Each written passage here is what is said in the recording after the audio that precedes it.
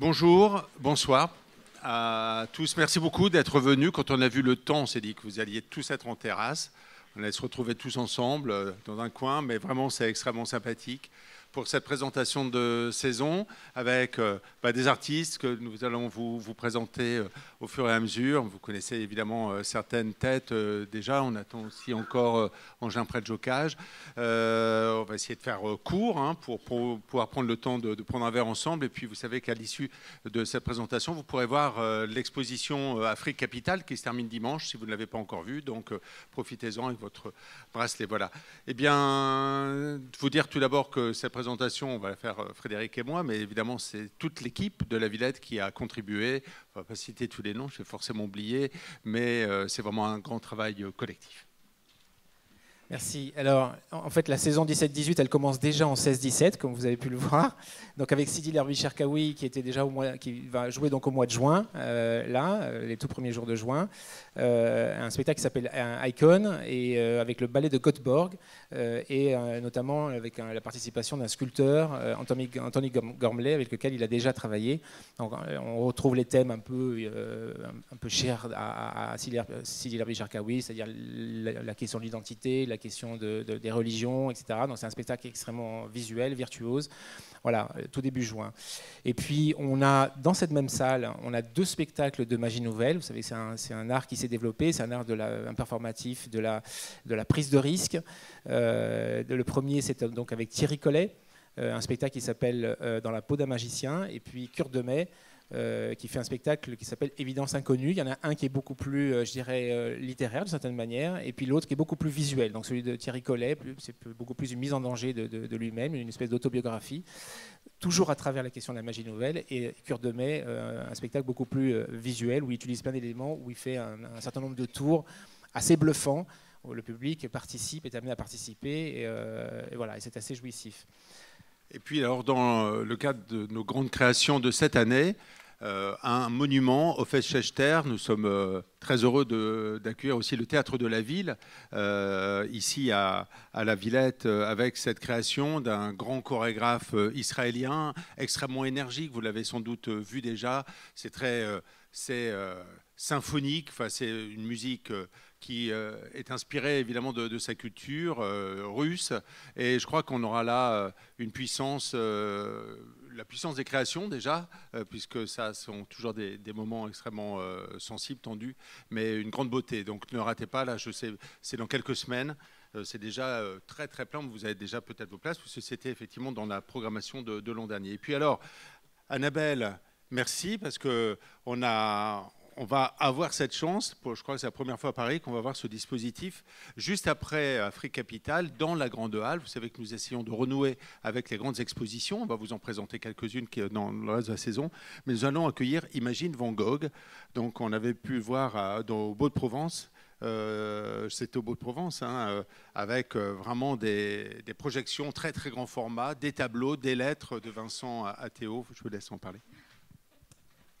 Bonjour à tous. Oui, donc je suis Annabelle Mauger et je suis co-réalisatrice avec Julien Baron du spectacle Imagine Van Gogh qui aura lieu dans la nef sud en fait, de la Grande Halle de la Villette à partir du 23 juin prochain et ce jusqu'au 10 septembre. Imagine Van Gogh, c'est un spectacle immersif que je qualifierais en image totale parce que Julien et moi sommes tous les deux issus d'une société qui s'appelle Cathédrale d'Images, qui durant plus de 40 ans au Beau-de-Provence a fait des spectacles en vidéoprojection. Et nous avons décidé de reprendre ce flambeau et de non pas faire une cathédrale au Beau, mais de l'exporter et d'en faire plusieurs. Et ce spectacle en vidéoprojection, en fait, on vous propose pour la première fois de redécouvrir l'œuvre de Van Gogh durant les 2 dernières années de sa vie. C'est-à-dire qu'on va vous montrer ce qui représente sûrement la plus importante collection peinte par Van Gogh entre 1888 et 1890. En gros, de la Provence, d'où nous venons d'ailleurs, jusqu'à Auvers-sur-Oise, jusqu'à la fin. Les peintures de Vincent, en fait, elles seront projetées sur des voiles qui vont mesurer plus de 10 mètres de hauteur. Donc, je pense que c'est assez impressionnant pour l'avoir vu quelques fois.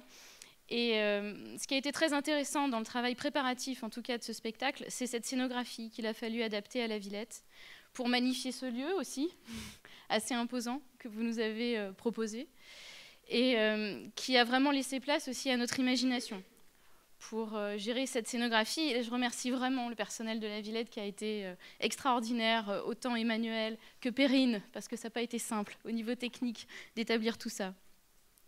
Lorsque Van Gogh arrive à Arles, il se croit au Japon. Et du coup, c'est vrai que cette scénographie, elle reprend un petit peu les estampes japonaises, Hiroshi, Okuzai. Nous avons travaillé, et vous le verrez prochainement, les tableaux, que ce soit la chambre à Arles, avec cet esprit, ces tons très clairs, très pâles, redécoupés sur ces voiles qui mesurent plus de 10 mètres de haut, mais qui font 5 mètres de large, donc c'est très peu. On est vraiment au Japon, voilà, de la Provence, je vous emmène au Japon. Ça permet aussi vraiment de faire ressortir le trait de l'artiste, ce trait noir en fait qui souligne souvent les arbres, tout comme les individus, tout comme les portraits qu'il a pu faire. Et cette mise en valeur en fait, du lieu, elle suit vraiment l'image d'un monde flottant. C'est une vraie expérience aussi pour nous, parce qu'à Cathédrale d'Images ou dans tous les autres lieux où on a pu produire des spectacles, j'avais toujours des murs fixes sur lesquels l'image éclatait. Et là, tout d'un coup, on va se retrouver avec des projections recto-verso, avec une finesse, une épaisseur qui n'existe pas en fait dans ces projections. Et j'attends vraiment avec impatience de voir comment tout cela va se dérouler. Cette nef, elle est très grande. Et j'aimerais vraiment que vous veniez voir ce spectacle, mais que vous soyez prêts à marcher aussi. Parce qu'il faudra vous laisser guider par votre regard. L'art, pour moi, c'est aussi du sport. Pour contempler, il faut se déplacer, il faut accommoder son regard à cette prolifération de détails que vous allez voir, tout en ayant une vision d'ensemble. En fait, ce que je vous propose n'a plus d'échelle, plus d'horizon, plus de repères, plus de parcours ou de perspectives imposées. C'est une expérience vraiment radicale qui invite à la contemplation, à l'immersion dans l'espace même de la peinture de Vincent van Gogh. Le choix de l'artiste s'est fait bien évidemment grâce à son côté expressionniste. Van Gogh peignait ce qu'il voyait, et en même temps, il nous donnait à voir bien plus.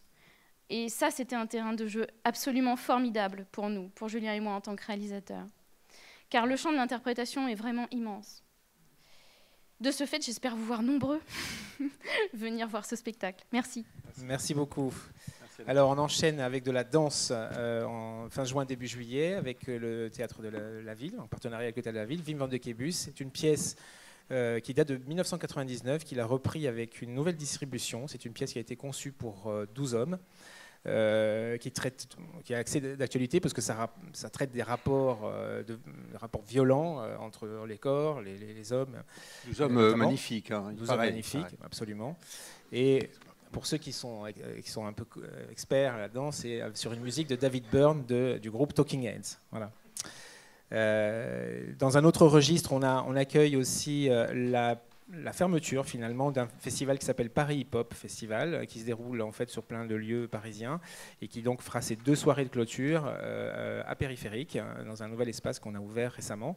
Et voilà, ces 2 grandes soirées avec une programmation de hip hop international, et je ne cite que 2 personnes, Joe Star et Cut Killer.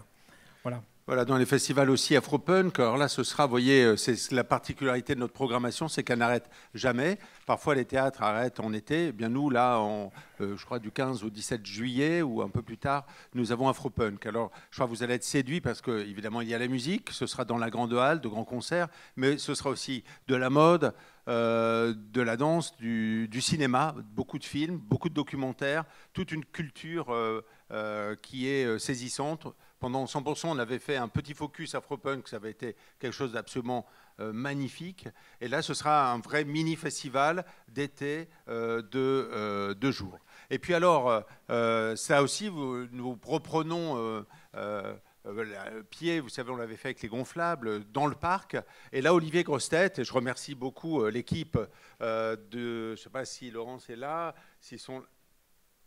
Non. De Paris l'été, hein, le nouveau festival d'été à Paris. Et alors lui, il est marseillais, il n'est jamais venu encore à Paris. Il fait des villes, mais il fait des villes en carton. Il les fait avec vous. Il faut des ambassadeurs d'ailleurs pour encadrer le monde. Mais ça monte, bah, vous voyez, voilà l'image, ça monte à 15-20 mètres de haut. Et on se promène dans une ville en carton, une ville éphémère qui se monte de jour en jour. Ce sera toute la fin du mois de juillet. Et c'est, enfin, quand on arrive, on n'y croit pas. On ne verra même plus la Grande Halle. On a eu les premières images de ce qui va arriver ici, mais c'est vraiment insensé. Et puis après, ça se démonte également. Et c'est donc vraiment des visions fugitives de villes splendides, mais qui n'existent que 2 jours, 3 jours, pas plus. On enchaîne avec le cinéma de plein air. Ça, c'est un rendez-vous qui est traditionnel sur la grande pelouse située à droite. Donc là, le thème de cette année, c'est la cuisine. On l'a titré « À table ». On va ouvrir avec le grand, je vais citer quelques films évidemment, mais le grand Budapest Hotel de Wes Anderson, mais il y aura aussi La Graine et le Mulet, Les Délices de Tokyo, Peau d'âne, et puis Ratatouille pour les plus petits. Et puis on va faire un truc un peu plus exceptionnel. Pour le coup, on va faire aussi une nuit avec une série, qui est une série de manga français qui s'appelle Last Man, complètement déjanté. Et donc, c'est une soirée qui va démarrer vers 10h30, quand il fera nuit, et puis jusqu'à 5h30 du matin. Voilà, c'est une grande nuit de série. Voilà, rassurez-vous. Donc, le cinéma en plein air revient. Vous savez que l'année dernière, suite aux attentats de Nice, on avait dû interrompre puis proposer le cinéma dans la Grande Halle. Là, évidemment, les événements tragiques qui sont arrivés en Angleterre, vous comprendrez bien que tout le monde est toujours sous tension, mais nous avons de longues discussions avec la préfecture de police. Nous aurons un périmètre sécurisé pour que tout le monde soit tranquille, puisse venir pique-niquer et retrouver ce bonheur d'être ensemble et de regarder des films dehors à la belle étoile. Donc normalement, enfin à moins d'une catastrophe terrible, nous vous proposerons ce grand festival. Alors, la rentrée, c'est le grand rendez-vous pour nous de la musique avec la Philharmonie. Et je remercie encore une fois tous nos partenaires. Franck et Vincent nous ont concocté un programme de festival de jazz, Jazz à la Villette, grande institution absolument délirant, enfin magnifique. Je sais qu'on a déjà des demandes et ce sera fin août, début septembre. Tu nous en parles, enfin, vous nous en parlez tous les deux. Je sais qu'après, Vincent, d'ailleurs, t'appartient. Mais si, je vais t'en donner un. Merci. Bonsoir. Oui, donc Jazz à la Villette, la particularité, c'est que ça se déploie sur la Grande Halle et au-delà, puisqu'on travaille avec la Philharmonie de Paris depuis de nombreuses années pour vraiment utiliser tous les lieux du site, dont le Cabaret Sauvage, etc. Et une des grandes idées qui nous a permis de développer le festival avec Vincent, c'est de montrer à quel point le jazz s'est nourri et nourrit d'autres formes de musique cousine. Donc plutôt que d'égrener un programme qui est long, qui est lourd, vous dire qu'on a à la fois des toutes petites salles hors du site, comme l'atelier du plateau où il y a 60 personnes, et puis la grande halle où on peut en mettre 4000, 5000 parfois, selon les... Donc vraiment, il y a un peu tout le panel. Et en termes de programmation, on privilégie les formes un peu hybrides, même si les grands noms du jazz sont là. Donc par exemple, on ouvre avec De La Soul, qui est un groupe mythique du hip-hop du milieu des années 80, et Coréennerie, où on fait venir Fred Wesley, qui a été directeur musical de James Brown, où on convoque aussi une soirée autour de la soul avec Curtis Harding et Tony Allen, qui a été un batteur mythique de Fela. Et puis voilà, c'est un peu cet art du métissage qu'on essaye de...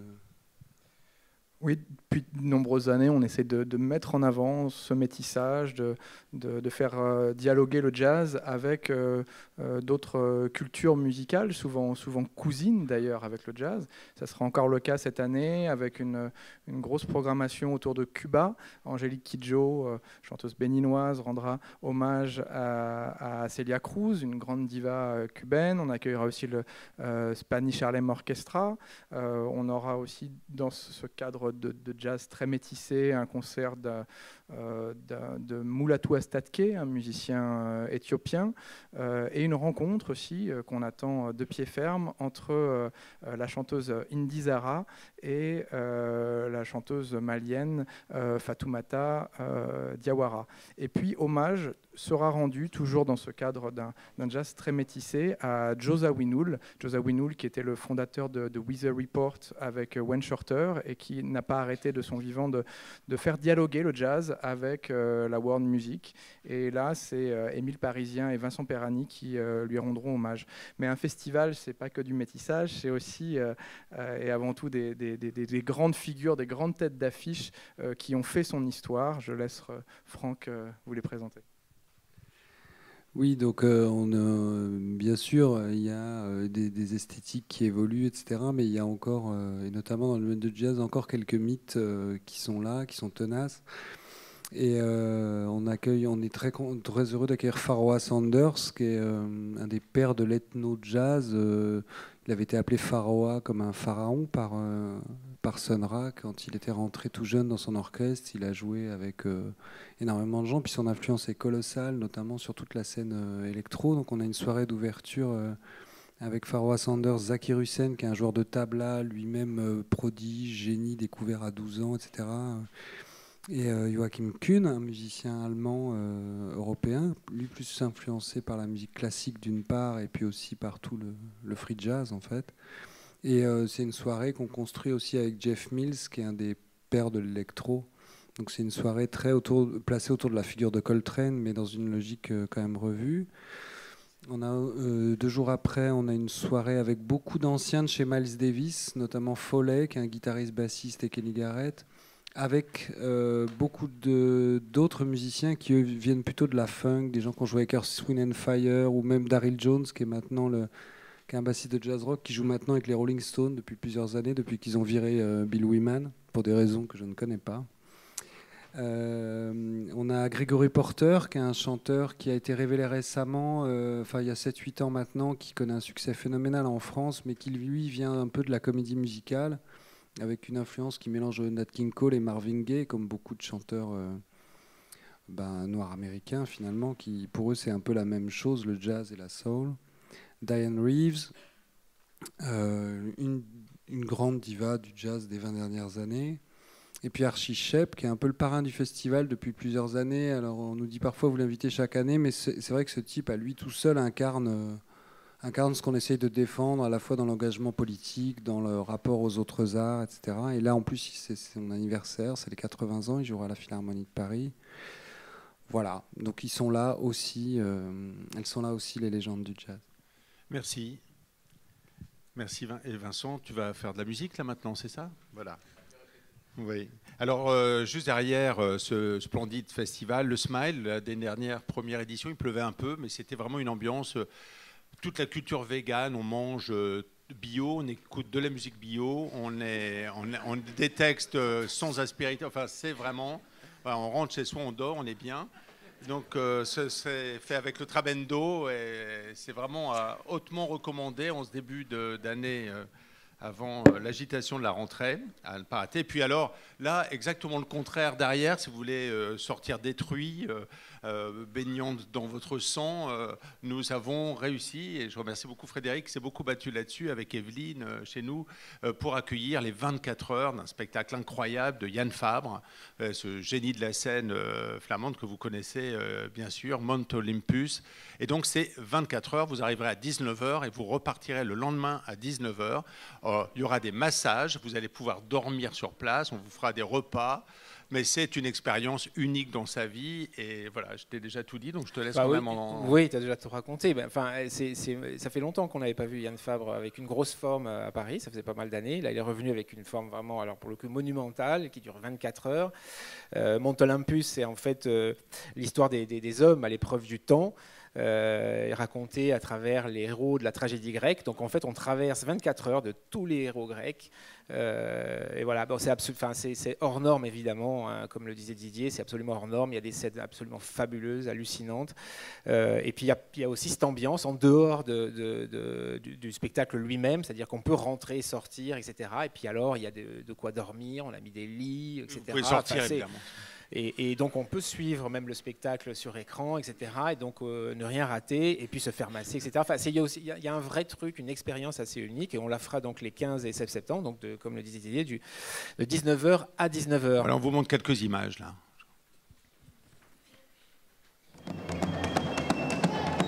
Ça c'est la scène du réveil du matin. À ne pas Ça louper. c'est pour vous réveiller. Là, elle est vers 8h du matin. À ne pas louper, il faut monter un peu le son.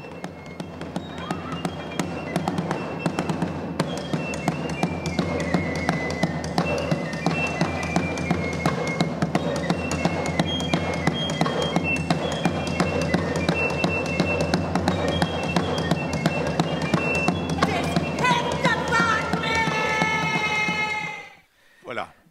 Ça donne un peu le ton. Voilà. Mais vous n'êtes pas non plus obligé de venir, mais on vous le recommande. Non, Parce que c'est une fois dans sa vie venir. un truc pareil. Hein, Faut Bartabas qui se demande s'il viendra. Mais...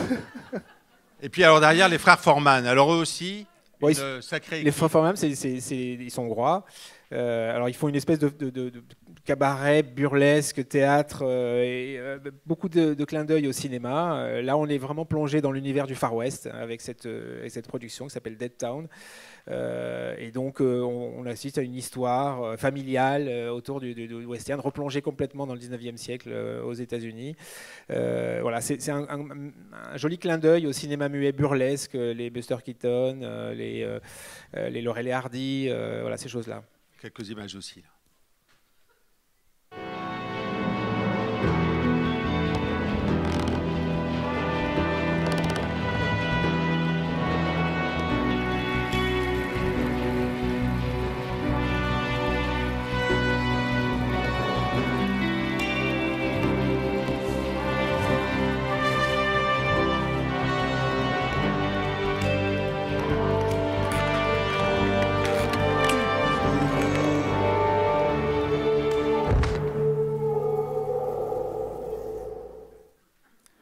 Voilà, ça sera sur l'espace chapiteau, je le précise. Là, on va finalement changer, pas tellement changer de registre, mais par contre, on reste sur un thème qui était beaucoup abordé cette année, c'est l'Afrique, avec un spectacle qu'on fait avec le Cabaret Sauvage. Je ne sais pas s'ils sont là, mais déjà, je les remercie pour cette collaboration. Cirque Mandingue, Afro-Circus itinéraire d'un continent, c'est un spectacle qui retrace en forme de cirque-cabaret. On est aussi dans l'univers du cirque. C'est l'histoire de l'Afrique. L'esclavage, la colonisation, l'indépendance, et puis l'arrivée des nouvelles technologies, la mondialisation, etc. Et donc, voilà, c'est raconté alors, de manière évidemment à la fois circassienne. Il y a les clowns, il y a l'acrobatie, il y a la contorsion, il y a la danse, il y a aussi de la vidéo. Et ça se termine par un bal. Voilà, donc tout le monde est invité ensuite, tous les spectateurs sont invités pour un bal final. Et comme vous le savez, la particularité de la Villette, c'est aussi d'accueillir de grands salons, grands événements aussi mondiaux. On en parlera tout à l'heure avec vous. Et parmi ces grands moments, il y a le Comic-Con, donc ceux qui rêvent de réendosser leur costume de Blanche-Neige, de Batman, de Star Wars. C'est le moment. Ce sont des moments uniques à vivre. Hein. La halle et même la Villette est pleine, tout le parc de créatures. C'est vraiment un moment international. C'est le Comic-Con. C'est immanquable. Et donc, Emmanuel a réussi à vous obtenir pour nos abonnés des avantages, des coups de fil, etc. Donc ça, c'est à découvrir dans le programme. Mais c'est un événement vraiment à ne pas manquer. Et puis, il y a juste après le Pitchfork dans les grands festivals de musique de la Villette. Le Pitchfork qui se tient depuis quelques années déjà. C'est la 7e. Avec une programmation à découvrir à ce moment-là, mais qui fait partie toujours extrêmement pointue, un peu comme d'ailleurs, vous le savez, Villette Sonic qui commence après-demain. Et puis, Milorao, je te laisse en parler avec le Festival d'automne. Je remercie le Festival d'automne d'être là, Gérard, et on est très heureux d'accueillir aussi la Schaubühne de Berlin, Ce sont des comédiens. Là, pour le coup, on est en format, ce sera ici. Mais c'est une puissance incroyable et le Festival d'automne nous a beaucoup aidé pour ce spectacle. Milorand, on l'avait accueilli en 2013 avec, c'était sa première fois en France. C'est un spectacle qui s'appelait Hate Radio, qui était déjà sur la question du génocide rwandais. Qui avait fait date puisqu'il il avait eu un gros succès à Avignon et puis il a tourné un peu dans le monde entier.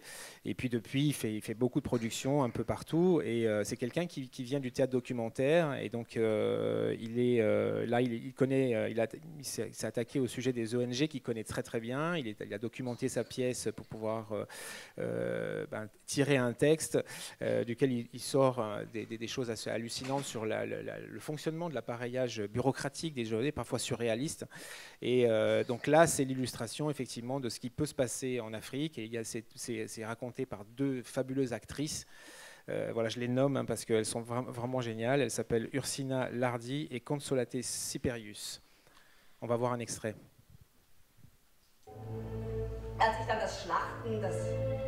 C'est en allemand. C'est surtitré.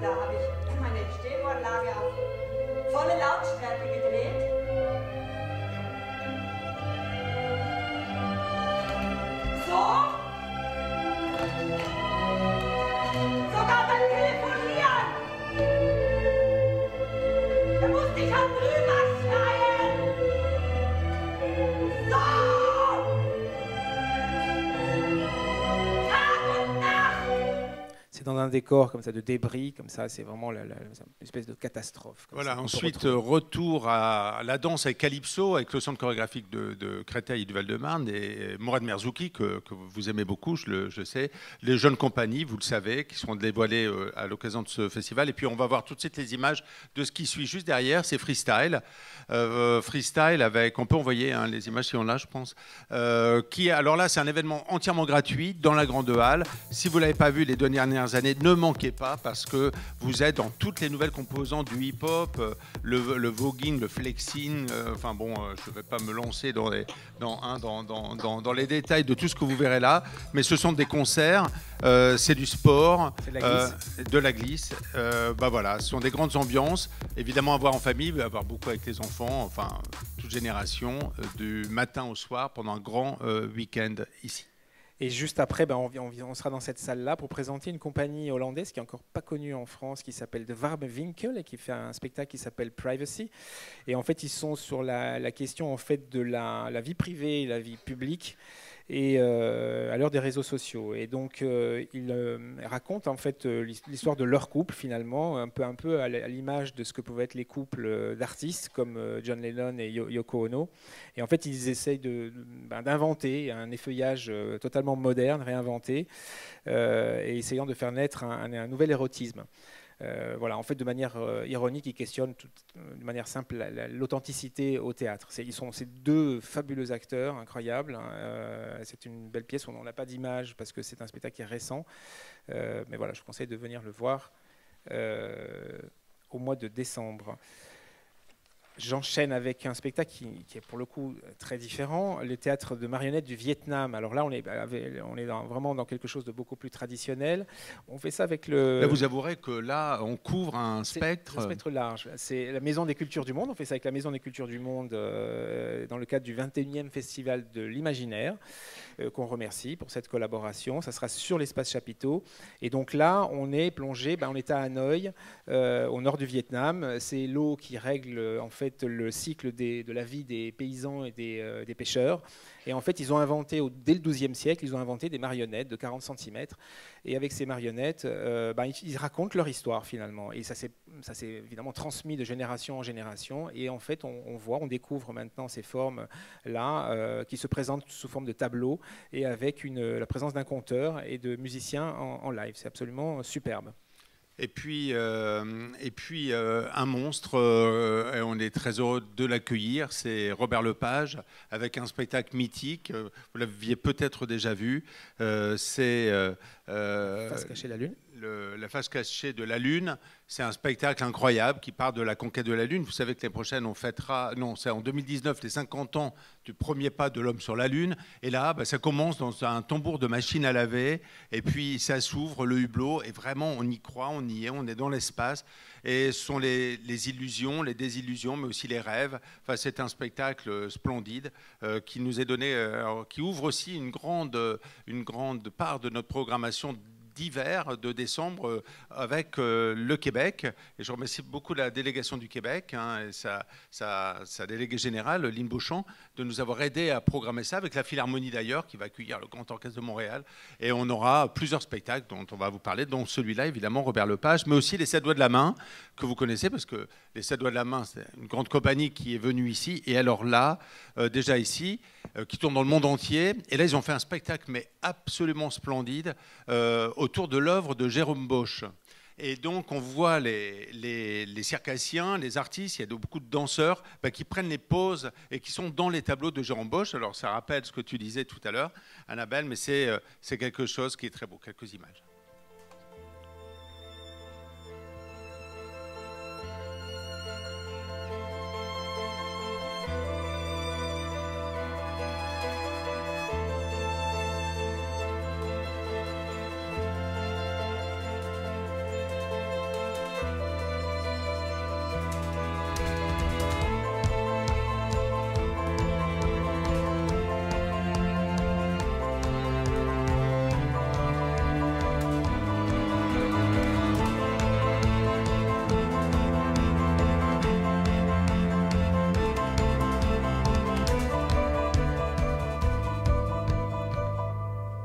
Voilà, grande merveille. Et aussi, alors, avec le Québec, jeune compagnie qu'on va découvrir en France, Flip Fabrique. Oui, alors je voulais juste revenir sur Robert Lepage parce que tu as oublié de préciser qu'on était avec le Théâtre de la Ville sur Robert Lepage, en partenariat avec eux. Alors Flip Fabrique, c'est un peu la nouvelle génération qui arrive après cette de la main. C'est la nouvelle génération du cirque au Québec. Là, ils ont fait un spectacle qui s'appelait Transit. En fait, ils racontent en fait l'histoire d'une tournée, d'une compagnie qui est en tournée avec évidemment la menace de la routine. Et comment ? Page 71. Pardon, on l'a pas fait en chronologie parce qu'en fait on a regroupé. Alors juste un point de précision. Ceux-là, on les a regroupés parce qu'on a ce focus sur le Québec et du coup on a regroupé les spectacles du Québec dans le même. Alors c'était un long débat de plusieurs jours entre nous pour savoir si on suivait. Voilà. Donc voilà. Donc Flip Fabrique, ça finit l'année 2017. Ça sera le dernier spectacle de l'année 2017, mais il y en aura. On va parler de spectacles juste après, et ce sera des spectacles qui seront avant chronologiquement. Donc voilà. Pardon pour les imperfections là-dessus. Et donc du coup, Flip Fabrique, donc du coup, c'est l'histoire. Je reprends le fil. C'est l'histoire en fait d'une troupe qui essaye de résister un peu à la routine des tournées, etc. Et qui invente une représentation fictive pour se redonner une espèce d'urgence pour réinventer un spectacle où ils ont le punch, etc. Donc là, c'est à partir de là qu'ils créent, qu'ils peuvent déployer toute leur virtuosité. Et donc là, on a de l'acrobatie, d'apporter des cerceaux, des trampolines et du diabolo. Voilà. Ça permet de remercier aussi Raphaëlla qui programme tout le cirque chez nous. Et puis alors, 2 grands monstres encore.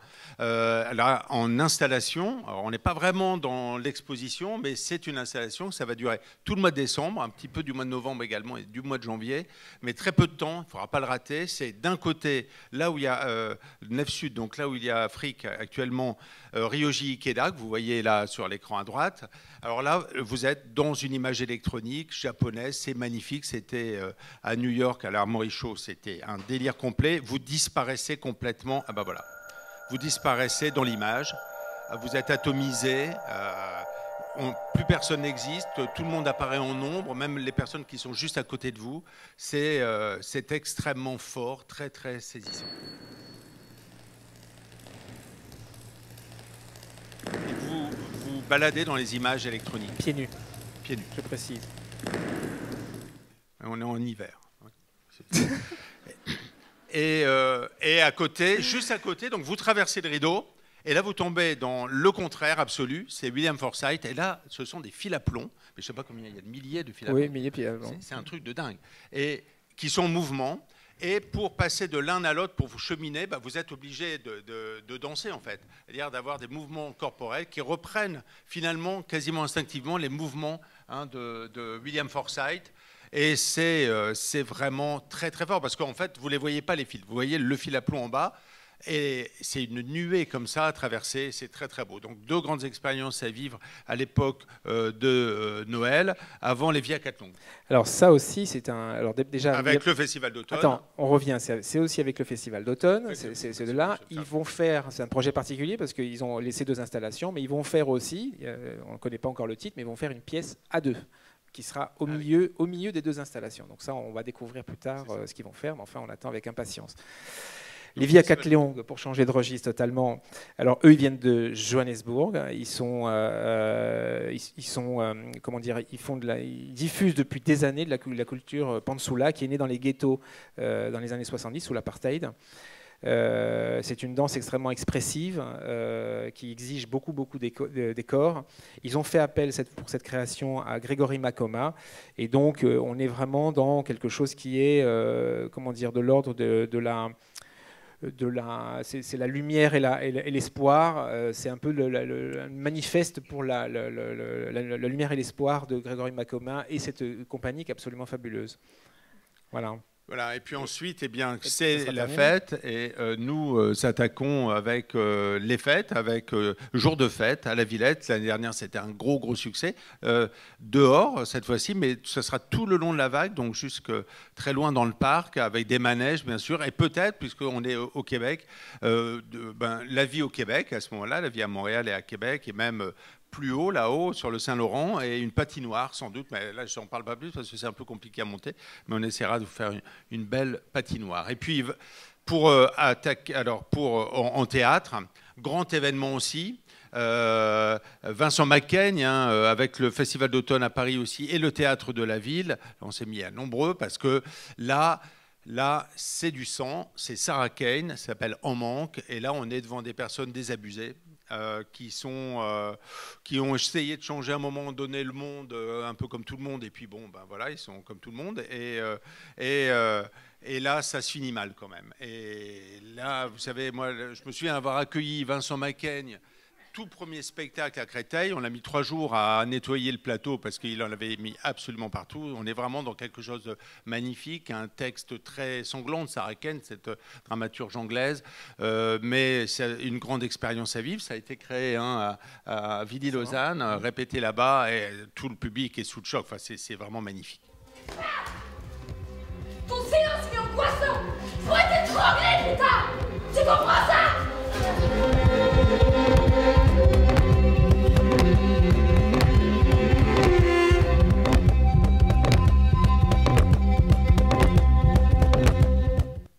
Voilà, pour les plus de 12 ans. Alors, oui, ensuite, les centres nationaux des arts du cirque. Vous savez que c'est la grande tradition ici à la Villette d'accueillir la dernière promotion du CNAC. Alors ça, on est passé déjà en janvier 2018, ça y est. Et donc là, effectivement, c'est traditionnel. On accueille les promotions du Centre national du cirque de Châlons.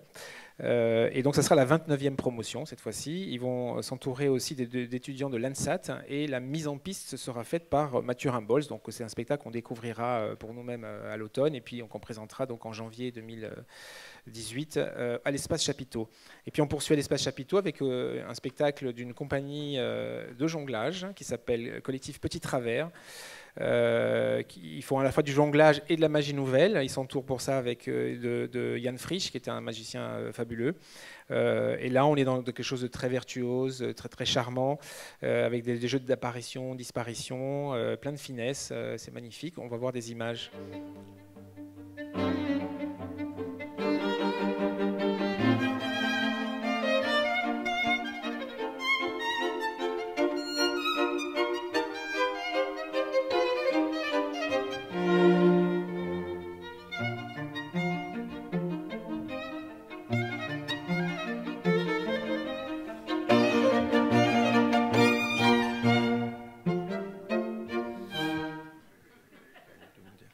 Voilà, et puis alors, un autre monde, mais là c'est vraiment un monde. Je vous remercie beaucoup, Tintin, d'être là, parce que vous êtes le grand patron du Mondial du tatouage. Alors je ne sais pas si vous êtes tatoué, si vous avez envie d'être tatoué, mais si vous voulez venir voir un événement complètement insensé, il y a un monde, à chaque fois, on ferme quasiment l'avenue Jean Jaurès, c'est vraiment impressionnant de voir, mais c'est splendide. Donc je vous laisse en parler parce que je vous remercie beaucoup d'avoir accepté que notre public, les abonnés, puissent avoir un accueil privilégié lors de votre grand moment. Ben oui, bonsoir, merci de me recevoir. Oui, effectivement, il y a la queue, il y a beaucoup de monde, et je ne sais pas si les gens ici sont tatoués, mais ce que je peux dire, c'est que tous les gens qui ne sont pas tatoués, il y a eu un sondage récemment, et ce qui nous intéresse, c'est savoir ce que pensent les gens qui n'ont pas de tatouage, et de tous les gens qui n'ont pas de tatouage, il y a au moins 50% qui pensent que le tatouage est un art. Donc c'est une bonne chose, et c'est 50% des gens pas tatoués, donc sachant que le pourcentage s'augmente plus l'âge est jeune, on peut dire que ça va dans le bon sens. Et effectivement, on a longtemps été les recordman de la Villette au niveau affluence. Je crois qu'on a perdu notre record, mais on n'est pas loin des événements qui ont le plus de succès. Et on est en tout état de cause la plus grosse convention de tatouage au monde, avec 35 000 personnes qui sont là pendant le week-end, pour voir 420 tatoueurs à l'œuvre, et puis non des moindres, hein, c'est vraiment tout ce qui se fait de mieux sur la planète.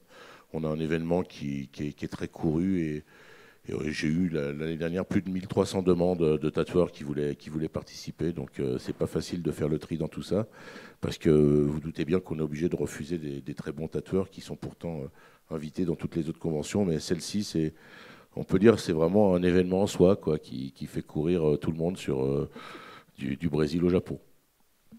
Et puis autour, il y a toute la culture autour du tatouage. Il n'y a pas que se faire tatouer, hein. C'est aussi des éditions spéciales, des shows. C'est ça, il y a la culture du tatouage avec toutes ces formes représentées, des Bornéo et Hunters aux tatoueurs japonais, aux tatoueurs, voilà, de toutes les formes de culture représentées. Mais on essaie aussi de s'associer à différents arts, comme les arts numériques l'année dernière avec les studios Nonotac, qui ont fait une assez belle installation aussi, des arts photographiques. Notre petit chien que vous voyez qui était sur le teaser, c'est pas pour ça que je l'ai amené, parce qu'il est tout le temps avec nous, mais voilà, vous pouvez voir qu'on a fait semblant de le tatouer pour le dernier teaser, mais c'est un faux tatouage, hein, je vous rassure. On l'a pas vraiment tatoué. Mais que voilà, vous voyez, on y a rajouté numériquement. Donc voilà, et je remercie la Grande Halle de la Villette, parce que si cet événement fait briller les yeux de la planète entière, c'est aussi grâce à ces lieux qui sont vraiment majestueux, magnifiques. Il n'y a plus de superlatifs, parce que tout le monde en parle. Et c'est en grande partie, je suis pas prêt de partir pour aller au parc des expositions. C'est une bonne nouvelle, parce que je crois que ça perdrait tout son charme, et tout l'événement serait assez piètre après ça. Je crois qu'Emmanuel, Laurence et Daté, ils sont très contents de ce soir. Voilà. Eh bien, écoutez, venez tous, hein, venez voir, c'est formidable. C'est vraiment une ambiance très spécifique. Dimitris Papayao. Ioannou. Alors, même si on a vu, vous avez pu voir peut-être le sublime Still Life, hein, qui était présenté en 2015 au Théâtre de la Ville, mais on connaît assez peu, en fait, encore, en France, en tout cas, Dimitris Papayao. Il a pourtant, d'abord, il tourne beaucoup en Europe et dans le monde, et puis il a surtout fait et mis en scène les cérémonies d'ouverture et de clôture des Jeux Olympiques d'Athènes en 2004. Donc c'est quelqu'un qui a fait l'école des Beaux-Arts d'Athènes, et ça se voit dans son travail, qui est bien qu'il soit, on le nomme chorégraphe, mais et ça se justifie de certaine manière parce qu'il y a effectivement les corps sont portés haut, mais la matière visuelle émerge énormément. Pour cette nouvelle création qui est en train d'ailleurs d'avoir lieu cette semaine-là à Athènes, qui sera reprise au Festival d'Avignon et qui tourne partout à Barcelone, etc., et qui reviendra donc chez nous au mois de mars, et nous le faisons avec le Théâtre de la Ville. Et ben là, il a imaginé de monter un spectacle où il confronte des images d'actualité, des images byzantines, et il donne une espèce d'autre récit de la Grèce, qui est une terre mythique où les légendes se font et se défont. Et puis alors, on attaquera à 100%. Vous savez que c'est le festival de printemps, d'ouverture du printemps de la Villette, qui essaye de croiser tous les arts. On a fait l'Afrique cette année. L'année prochaine, on sera beaucoup plus sur des performances, des choses comme ça qui vont durer 10 minutes, à voir plusieurs fois dans les soirées, des week-ends très forts. Et puis avec un artiste qui s'appelle Will Ryman, qui est un Américain, qui va s'installer dans le parc avec de grandes sculptures, avec un grand labyrinthe qui va rester jusqu'à l'été. All look the same, but you experience each one very differently, and that's purely and only because of the material that it's made out of. I've never used salt before. That's very challenging material. It's very brittle. Cadmium pigment, cobalt pigment, Ce sera dans le crude oil, parc. graphite, rust for iron, chrome, gold leaf, copper leaf, walnut, silicon metal, titanium metal. For a long time, I've been interested in mass production and how that got. Voilà, puis il y aura évidemment, le programme est en cours, hein, donc, mais on peut déjà citer quelques personnes qu'on a déjà sélectionnées et qui seront présents dans le festival. Nicola Gunn, qui est une artiste australienne qui fait un travail qui est à la fois sur l'oralité et à la fois danser, donc les deux. Et là, elle n'a vraiment pas s'emparer pour raconter une histoire à partir de rien, d'un quotidien, pour aller vers des questions beaucoup plus philosophiques. Une autre forme de récit avec quelqu'un qui s'appelle Phil Ice, qui est un artiste anglais, mais qui vit en Suisse. Et là, on est beaucoup plus dans quelque chose qui est dans l'improvisation. Et cette fois, l'idée, c'est de comment peut devenir un moment peut devenir une histoire, et une histoire peut devenir une légende. Voilà, c'est un trio de comédiens absolument fabuleux. Et aussi dans le cas de 100%, Koen Agostinen, qui est un artiste flamand qu'on aime beaucoup, avec Rosalba Torres Guerrero, ce sera avec le 104. Et là, on est dans l'univers de la boxe. Mais la boxe de compétition, la boxe des champions. Voilà quelques images de cette chorégraphie. C'est du théâtre aussi beaucoup. C'est très très physique à voir. On sort bien lessivé. On a vu des répétitions. Ce sera créé ici. Donc on est très heureux d'accueillir ce spectacle. Et là, ça sera en collaboration avec le 104.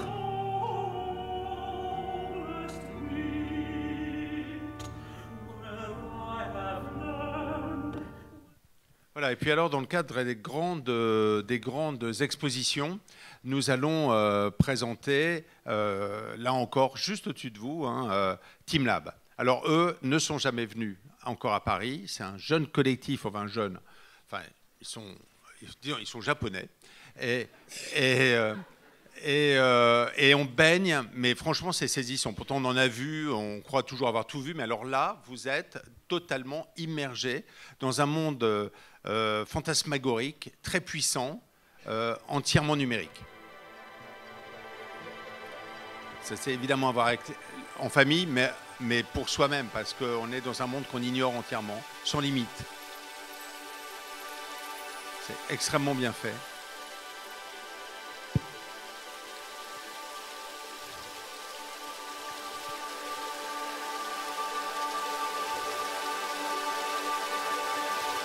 Et c'est dans le cadre de japonisme. Vous savez que Paris va connaître une grande année autour du Japon, axée sur Paris. Et nous ouvrirons japonisme avec cette grande exposition qui va courir tout le printemps et l'été dans la Grande Halle. Mais c'est vraiment très beau. Moi, j'ai vu une petite forme à Bangkok et c'est sorti totalement ébloui. C'est vraiment très beau et les enfants, évidemment, sont dans leur monde.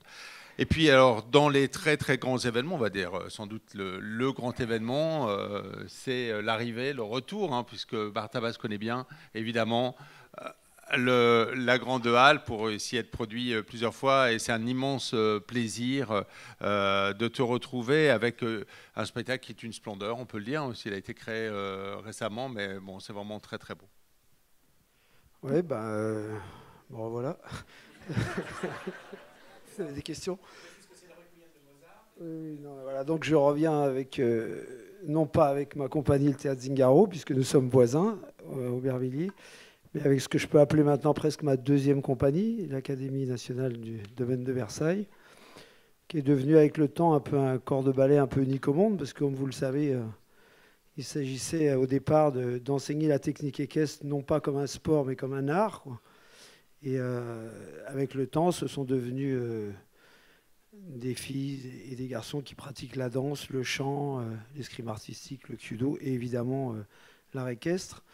Et donc pour moi, c'est un outil extraordinaire de création. J'allais dire différentes Zingaro, qui est une histoire sur le temps, une troupe avec des gens qui travaillent avec moi depuis plus de 30 ans. Là, c'est d'abord des gens plus jeunes et puis donc pour moi, beaucoup plus motivants dans la simulation, on va dire. Et puis voilà, c'est des gens qui peuvent aller vers des projets complètement atypiques. Et là, il s'agissait de chorégraphier le Requiem de Mozart dans un programme assez particulier, puisqu'il s'ouvre sur le Miserere, qui est une œuvre a cappella dans laquelle je fais un petit duo avec mon cheval Soutine. Puis le Requiem de Mozart, et puis je ne me rappelle plus comment ça s'appelle d'ailleurs, oui, l'abbé Vérum, qui est chanté par les cavalières elles-mêmes, quoi. Et donc ça a été créé au Festival de Salzbourg avec Marc Minkowski et les musiciens du Louvre. Ça sera repris d'ailleurs en création au théâtre musical sur scène à l'île Seguin en septembre. Mais là, il s'agit d'un projet beaucoup plus particulier parce que j'ai décidé de faire une version qui n'a jamais été présentée en France, que je ne connaissais pas, je dois vous dire, que je l'ai découvert il y a assez peu de temps, qui est une version de Czerny, qui était un pianiste-compositeur autrichien du 19e, et qui a fait une version du Requiem de Mozart uniquement pour voix et piano à 4 mains. Et ça m'intéresse beaucoup parce que ça va donner au projet une couleur beaucoup plus délicate et très particulière, puisque le Miserere, la première partie, est une œuvre a cappella aussi, chantée. Et donc tout d'un coup, ça va faire un ensemble de travail qui sera uniquement sur la voix. Et voilà, j'ai trouvé ça très très intéressant de le présenter ici. Donc ça veut dire que la chorégraphie va être retravaillée un petit peu pour être en fonction de l'espace scénique qui n'est pas le même qu'à Salzbourg, évidemment. Et puis surtout, le fait de travailler avec... alors je prends le machin parce que j'ai plus un truc avec Michel Pickman. Oui, voilà, et le chœur régional Victoria Île-de-France. Vous auriez dû le dire à ma place normalement. Donc voilà, parce que moi, les programmes, c'est pas tellement mon truc. Et donc voilà, enfin, en tout cas, ça m'excite beaucoup comme ça de travailler sur les voix. Et je pense que ça va être quelque chose d'assez audacieux. Et surtout, j'insiste sur le fait que voilà, c'est une œuvre qui n'a jamais été entendue en France, quoi. Et donc je suis très excité de faire ça là-bas. Voilà, et puis sinon, il y aura la prochaine création de Zingaro en octobre, mais ça, c'est pas dans votre programme. Hein. On est en train de travailler dessus, donc pour l'instant, je n'en sais pas grand-chose. Merci beaucoup, Bartabas, d'être venu aussi, parce que je sais que tu es beaucoup en répétition et un peu partout dans le monde. Et puis, alors, sachez que là, on n'a malheureusement pas beaucoup de dates, on n'a que 5 dates, mais enfin, qui vous sont réservées, vous savez, en priorité. Mais c'est vrai que là, il y a tellement de demandes pour voir ça, ce grand spectacle. On en est très heureux. Marion Motin, c'est une fille qu'on a déjà accueillie ici plusieurs fois. C'est elle qui signe toutes les chorégraphies de Stromae et de Christine and the Queens, pour ceux qui connaissent. Voilà, donc c'est une danseuse extrêmement virtuose de hip-hop. Et là, elle va faire un solo au mois de mai prochain. Oui, au mois de mai prochain, pour raconter l'étroite relation qui l'unit à la danse. Ça sera dans cette même salle. J'enchaîne puisque c'est moi qui ai la main sur Villette Sonic, puisque ce sera juste après, fin mai comme d'habitude, et c'est donc à la même période, et c'est cette semaine que nous avons l'édition 2017. Donc je ne peux pas vous parler de l'édition 2018 parce qu'elle n'est pas programmée, mais celle de 2017, je peux vous laisser regarder le trailer.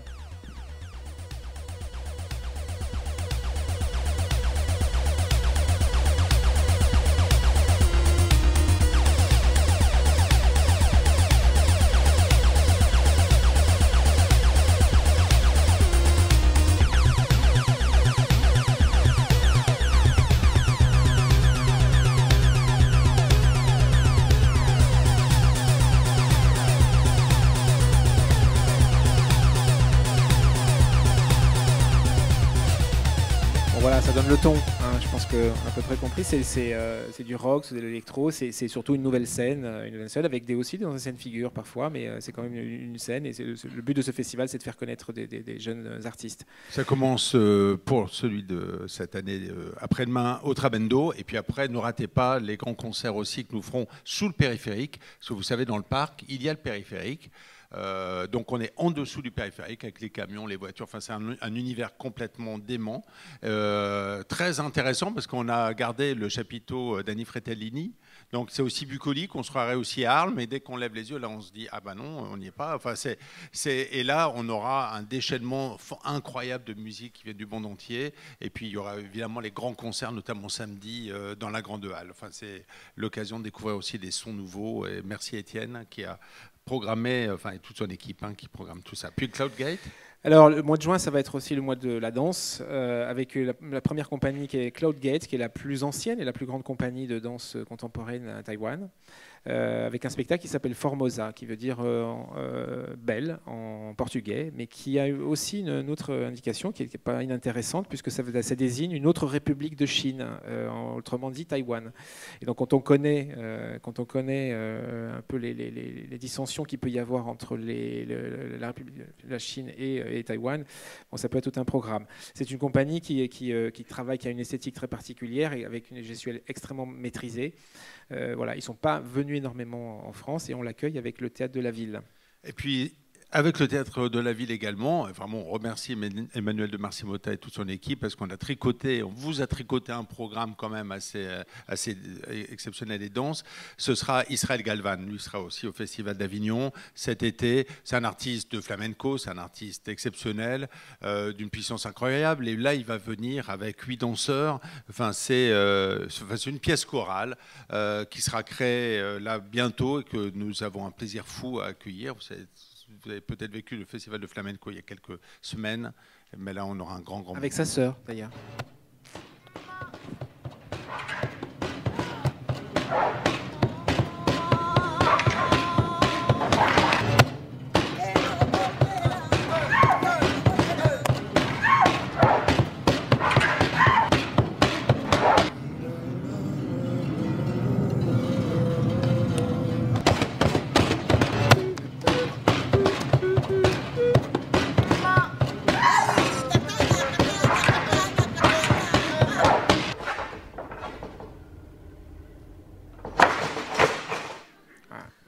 Toujours de l'ironie. Enfin, ça, on attend avec impatience parce que c'est quand même dingue. Et puis alors, merci à François d'être là, parce que dans nos stars, nos superstars même, il sait tout faire, chanter, danser bien sûr, et dire ses textes, les écrire. Enfin, François Chéniaud qui est avec nous, grand plasticien également. Et là, le spectacle est, enfin celui-là, il vous reste bien planté dans la tête un long moment.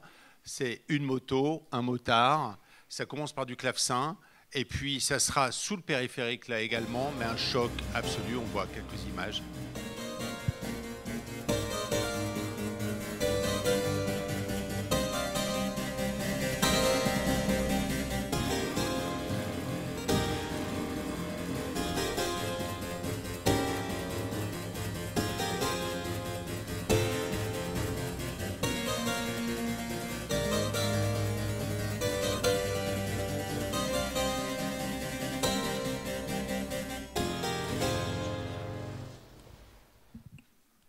François.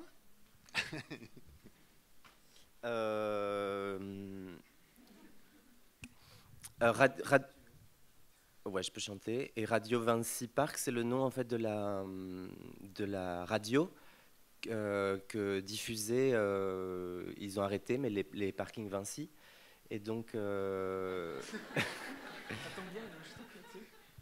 Et donc on a gardé ce titre pour la pièce aussi comme un point de départ à la fantasmagorie du bitume, des parkings, de l'essence. Et effectivement, c'est une pièce, une forme de corrida, mais où le taureau serait devenu une moto, et très, très musicale. Mais si tu veux chanter un peu, oui, quand même, parce qu'on ne peut pas se priver.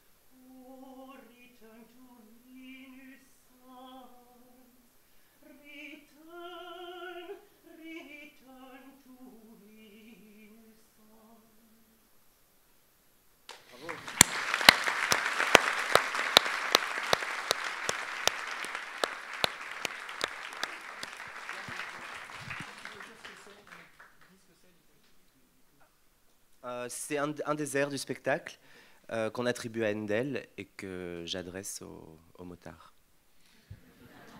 Merci. Merci beaucoup. Alors, là, ne manquez pas, c'est aussi un événement. On est autour de la moto, dans une sorte d'arène. On attend, on se demande si la moto va démarrer. Et quand elle démarre, ça fait vraiment quelque chose, quoi. Et C'est vraiment un spectacle exceptionnel à part. Un autre spectacle assez exceptionnel que nous avions vu, qui vient de New York, avec une des stars du flex. Alors le flex, je ne vais pas me lancer non plus dans une démonstration surtout, hein, mais c'est des formations du corps, c'est une forme de hip-hop, c'est une danse évidemment. Et Reggie Gray est américain, new-yorkais. C'est l'inventeur. Voilà. Et c'est lui qui a un peu inventé ça. Il a croisé Peter Sellars, le grand metteur en scène, dramaturge que vous connaissez. Et ensemble, ils ont proposé Flexon, qui est un spectacle vraiment sur l'énergie, sur la performance physique des danseurs, qui sont vraiment, vraiment incroyables. On s'est beaucoup battu pour avoir le spectacle. Et on aura le plaisir de vous l'offrir là en juin prochain. Il va falloir que vous attendiez 1 an, mais franchement, là, c'est quand même quelque chose à ne pas rater également. Et Radouane, on continue avec la danse, avec une pièce presque fini, qui n'est pas encore créée, avec un joli titre, Radouane El Medeb, Face à la mer, pour que les larmes deviennent des éclats de rire. Alors Radouane El Medeb, c'est quelqu'un qui produit une œuvre chorégraphique où l'autobiographie fait écho à l'histoire de son pays, qui est la Tunisie. Pour cette nouvelle pièce qui sera créée à Avignon cet été, il s'entoure de 10 artistes de différents horizons artistiques, qui sont tous engagés et impliqués dans la construction de la Tunisie de demain. Donc en fait, c'est une pièce hommage à ce pays qui a fait sa révolution et qui continue de se battre pour aller jusqu'au bout du changement. Voilà. Ce sont des extraits là, de répétitions.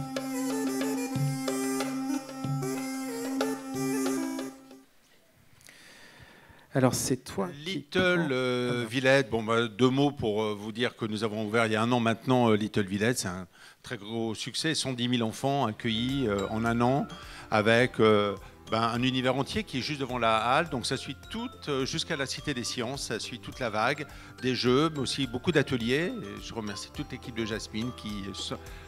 toute la semaine et surtout évidemment les week-ends et mercredis après-midi avec les enfants gratuitement en dehors des ateliers qui sont payants, qui sont pas très chers, ils sont même pas chers du tout, et il y a aussi du cinéma, enfin voilà, un univers entier pour les enfants. Et puis l'ouverture progressive des folies, c'est que nous avons 26 folies que nous avons restaurées entièrement. Elles seront toutes rééclairées pour le 17 septembre. On vous donne rendez-vous dans le parc pour un moment spécial dans le cadre du patrimoine du XXe siècle, parce que nous venons d'être classés par Audrey Azoulay, notre précédente ministre. Le parc, c'est un grand événement pour nous, et rentrer avec la Grande Halle dans le patrimoine du XXe siècle en France. Donc c'est une marque importante qui protège aussi le parc. Ça pour nous c'était évidemment important, et évidemment Little Villette fait partie de ce moment. Merci. Parce que, merci. C'est jamais, protéger des endroits comme ça, c'est compliqué parfois, mais voilà, on était avec tous les acteurs du parc, ça me permet de les saluer, la Philharmonie, le Conservatoire, Cité des Sciences, le Zénith, le Cabaret, le Hall de la Chanson, le Paris-Villette, bien sûr, qui est notre partenaire pour beaucoup de choses. Enfin voilà, on se bat beaucoup pour. Et puis le président de la République, je fais ma pub jusqu'au bout, mais le président de la République, François Hollande, est venu. Alex, tu veux dire? Oui. Est venu juste avant les élections. Signé in extremis aussi le SINAC, vous savez, c'est ce bâtiment en tôle qui est à côté de la Cité des Sciences, là aussi le long de la vague, qui est abandonné, enfin délaissé depuis quelques temps.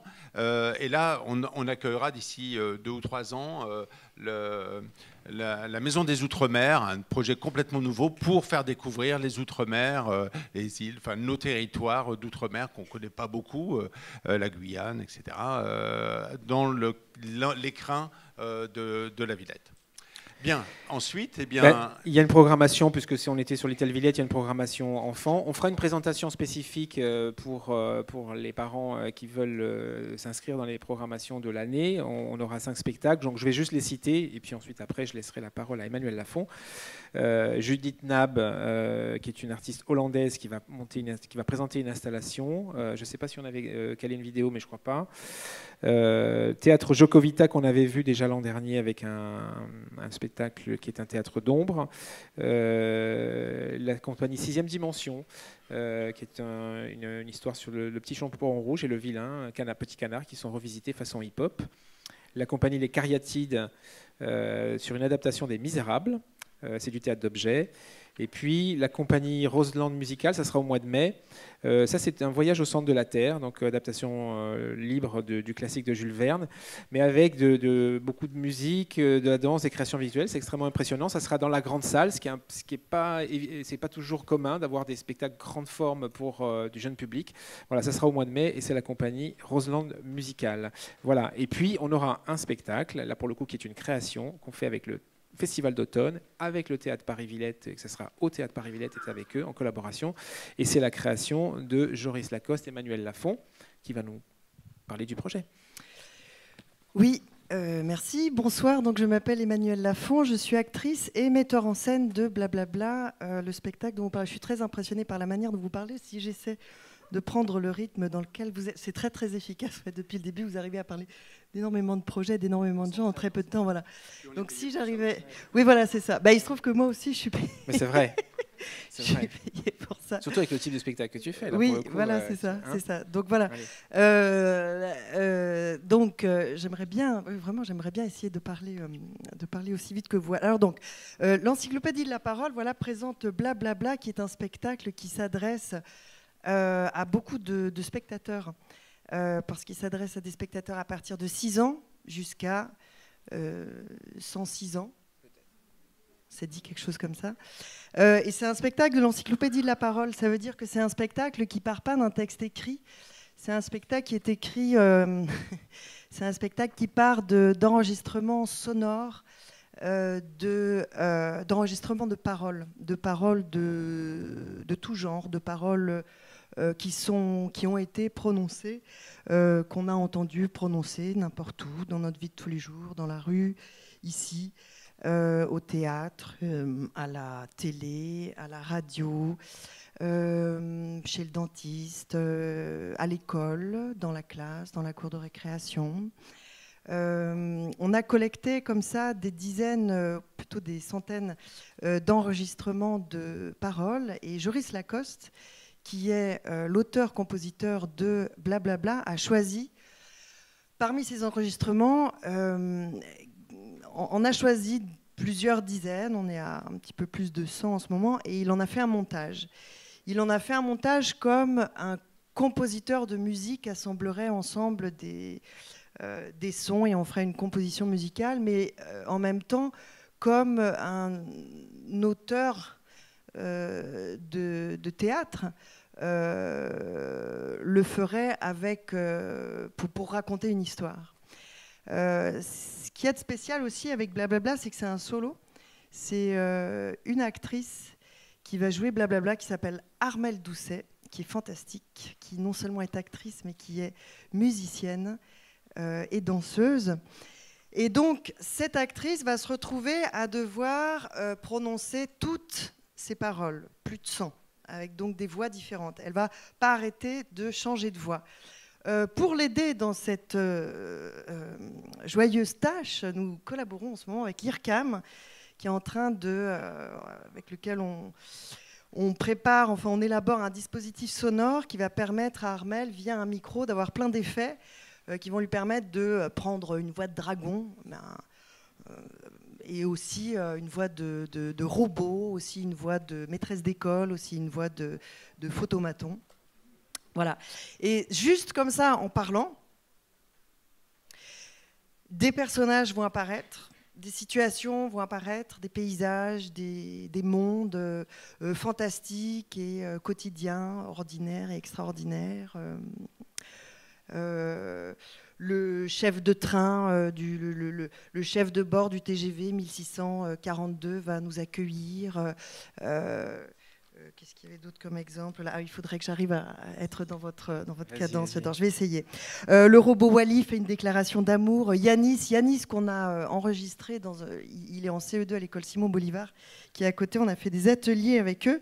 Yanis nous expose les règles du jeu police-voleur. Une youtubeuse règle ses comptes avec Leslie.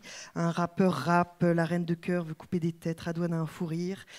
Voilà. La devise de l'Encyclopédie de la parole, c'est nous sommes tous experts de la parole. Qu'est-ce que ça fait quand on extrait toutes ces paroles là dont je vous parle n'ont pas été fabriquées, c'est des choses qu'on a prélevées des choses qu'on dit, quoi, qu'on a prélevées dans le réel. Qu'est-ce que ça fait si on extrait les choses qu'on dit de leur contexte et qu'on les écoute et qu'on les regarde et qu'on les manipule comme si c'était une matière sonore? Il y a beaucoup d'histoires qui se racontent dans Blablabla, mais c'est aussi une manière un petit peu comme la poésie en fait, de voir que ça a beaucoup de pouvoir, les mots qu'on utilise, les mots aussi qu'on utilise pour nous parler, pour nous raconter des histoires, nous influencer, nous manipuler. À partir du moment où on arrive à entendre comment ça parle, on peut s'approprier ça et puis l'utiliser pour soi-même raconter des histoires ou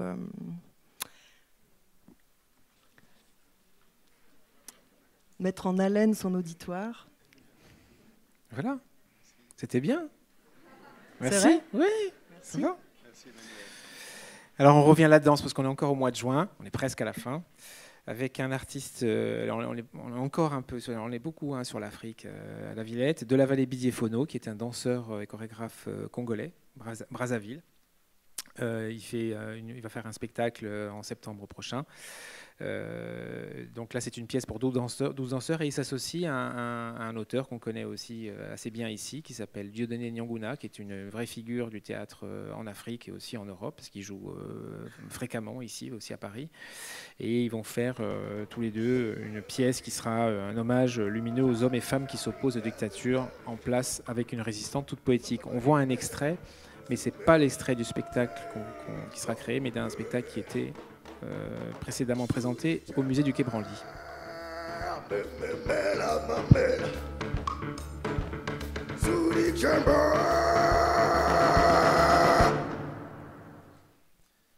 Là aussi, magnifique. Et puis on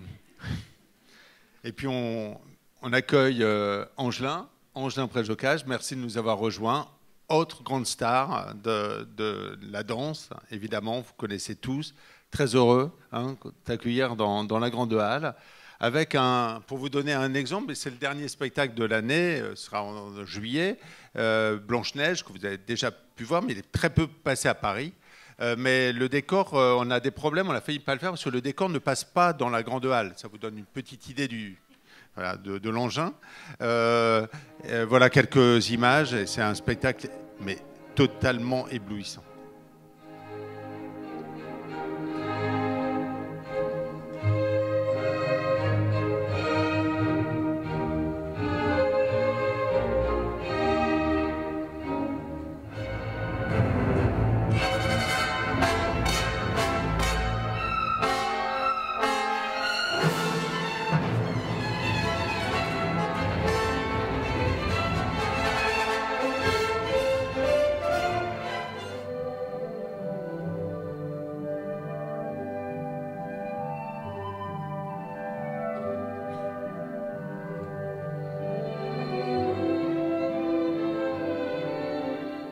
Voilà, immense ballet. Mais avant, nous aurons la reprise Hélicoptère de Stockhausen, qui est une pièce que nous avions créée il y a déjà quelques temps, où les danseurs sont accompagnés des pas d'hélicoptère. C'est une magnifique musique pour hélicoptère de Stockhausen. Et puis une création que tu donneras ici. Je t'en remercie beaucoup, mais évidemment, on va t'écouter. Avec l'IRCAM, dans le cadre de Manifeste, cette pièce-là. Voilà, je précise pour les partenaires, si jamais ils sont là. Oui, c'est ça. Vas-y. D'abord, merci de m'accueillir et puis de montrer un peu ma schizophrénie chorégraphique, en fait. Parce que c'est vrai que c'est vraiment deux pièces qui sont totalement à l'opposé l'une de l'autre. Stockhausen, avec cette musique complètement perturbante, hallucinante. C'est quand même fou ce mec à 78 ans qui s'est mis à écrire un quatuor quatuor à cordes et 4 hélicoptères. C'est quand même assez... Vraiment, ça montre une fraîcheur, une créativité époustouflante. Et quand on l'écoute, alors au début, on est complètement déstabilisé parce qu'on est devant une espèce de magma sonore. Et en fait, plus on l'entend et plus on est séduit par la beauté, la fulgurance de cette musique qui allie à la fois le côté organique des boyaux, des instruments traditionnels et les turbines et la technologie des hélicoptères.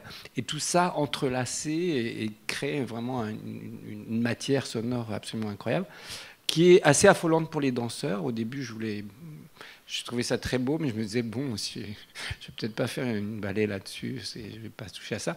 Et en fait, c'est précisément pour ça que j'ai eu envie de m'avancer sur ce terrain.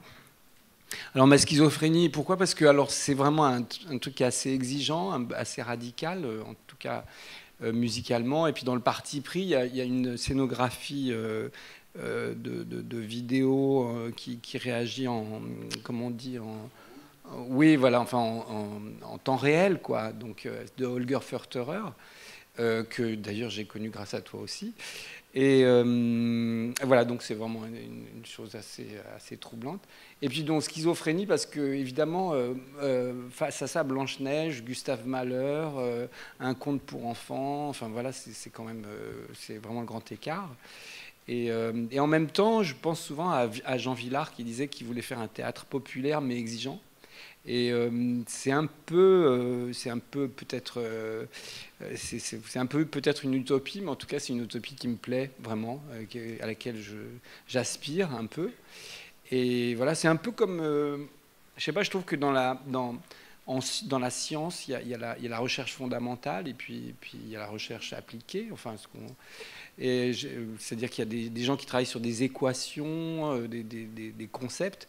Et puis à un autre moment, ces choses-là deviennent de la technologie, des choses qui peuvent servir à l'humanité. Et moi, dans mon travail, je me sens un peu comme ça. C'est des choses à la fois de laboratoire et qui me permettent après d'aller vers des choses peut-être plus populaires, mais en gardant une espèce d'écriture et d'exigence. Alors voilà, c'est peut-être ça que vous pourrez traverser si vous voyez les deux, mais bon, ça c'est... Faut la santé pour ça. Et la pièce hélicoptère, elle sera présentée, c'est dans un double programme, hein, parce qu'il y aura une création en fait. Oui, alors ça c'est... Et tu sais pas encore très bien ce que tu vas faire. Si, enfin, j'ai décidé de... En fait, j'ai co-réalisé un film qui s'appelle Paulina, tiré d'une bande dessinée de Bastien Vives, là. Et le film se termine par un duo sur une musique de Philippe Glass. Et c'était la première fois que je travaillais sur Philippe Glass. Et ça m'a vraiment assez troublé. Ça dit quelque chose à Bartabas. Pour le film. Ouais. Parce que tu as déjà fait ça. Ah oui, plusieurs. Plusieurs, ouais. D'accord. Il a déjà donné, lui. Hein, c'est ça. Et moi, en fait, c'était la première fois. Et ça m'a vraiment beaucoup séduit. Au départ, j'ai choisi parce que je trouvais que ça avait une sorte de souffle cinématographique. Il y avait un truc un peu, je trouve, qui était cinématographique. Et puis, je me suis dit que c'était peut-être le moment de travailler avec Philippe Glass et donc de revenir vers lui, mais là, à travers une pièce chorégraphique réelle, enfin réellement, pas au cinéma, et travailler à partir de son écriture. Moi, j'aime aussi parfois, justement, m'appuyer tout simplement sur l'architecture, la composition d'une œuvre musicale pour articuler un contrepoint, quelque chose qui va générer une écriture chorégraphique spécifique peut-être. Et donc j'ai envie d'essayer ça. Et donc ça sera sûrement Phil Glass, la musique. Oui. Ok, merci. Merci beaucoup. Et ben voilà, on est à la fin. Donc c'est toi qui vas c'est toi qui vas ponctuer, ce qui est tout à fait normal. D'abord, pour vous inviter à prendre un verre tous ensemble, et puis pour vous dire que si vous souhaitez déjà, nous ouvrons aujourd'hui les locations, donc si vous voulez dès ce soir réserver quelques spectacles, vous pouvez le faire, nos équipes sont là. Remercie aussi toutes les équipes de la Villette, notamment aussi Delphine, Karima, Émilie, toutes les équipes qui ont préparé ce moment convivial, et puis vous dire que l'expo est ouverte, donc pour vous. Si vous le souhaitez. Donc, elle est accessible depuis le hall de la Grande Halle. Il y a un petit escalier, vous tombez. Et ne manquez pas le William Kentridge, évidemment, qui est une telle beauté. Il ne reste plus que 4 jours pour le voir. Et merci 1000 fois d'être là. Et puis, on aura le plaisir à se retrouver tous ensemble.